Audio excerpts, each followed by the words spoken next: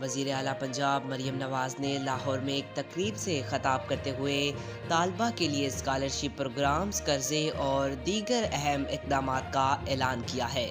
مزید تفصیلات کے لیے ویڈیو کو آخر تک دیکھیں۔ لاہور میں ہونے والی تقریب کے دوران مریم نواز نے طالبہ سے خطاب کرتے ہوئے کہا کہ نوجوان نسل کو پاکستان کے خلاف کوئی بھی کام نہ کرنے کا عہد کرنا ہوگا۔ انہوں نے ہونہار طالبہ کے لیے بین الاقوامی اسکالرشپ پروگرامز شروع کرنے کا اعلان کیا۔ اس موقع پر انہوں نے ہونہار اسکالرشپ کو سالانہ 30,000 سے بڑھا کر 50,000 کرنے کا بھی اعلان کیا۔ ان کا کہنا تھا کہ راولپنڈی ڈویژن کے 2500 طالبہ کو یہ اسکالرشپ پہلے ہی دی جا چکی ہے اور پورے پنجاب میں 100% میرٹ پر اسکالرشپ دے رہے ہیں۔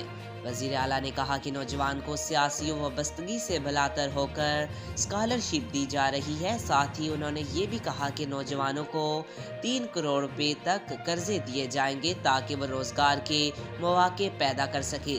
مریم نواز نے خاص طور پر طالبات کے لیے ای بائک پروگرام شروع کرنے کا ذکر کیا تاہم وہ اپنی تعلیم کے دوران آنے والی مشکلات کو آسانی سے حل کر سکے۔ انہوں نے یہ بھی کہا کہ جیل میں وقت گزارنے اور سیاسی مخالفت کے باوجود وہ مضبوط ہوئی ہیں اور اب ملک کی ترقی کے لیے پرعزم ہیں۔ ساتھ ہی انہوں نے خوشخبری دی کہ پاکستان کی معیشت بہتری کی طرف گامزن ہے۔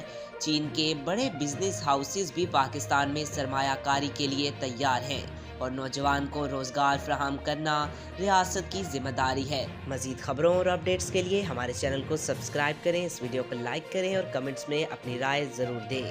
جلد ملاقات ہوگی ایک اور دلچسپ خبر کے ساتھ، تب تک کے لیے اللہ حافظ۔